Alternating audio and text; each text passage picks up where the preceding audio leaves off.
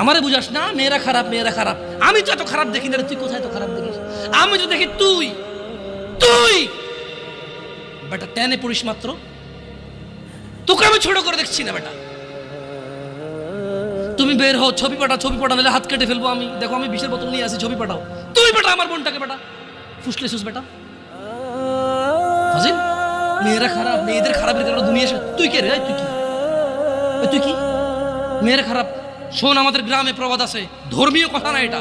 এখন যেটা বলছি এটা প্রবাদ, এটা ধর্মীয় কথা না। কোনো মেয়ের যদি একবার হাঁটুর উপরে কাপড় ওঠে আর নামে না বেটা। তুই উঠাইছস হাঁটুর উপরে কাপড়, ও উঠায়নি। হাঁটু পর্যন্ত তুই উঠাইছস, আর এখন সে নামাচ্ছে না।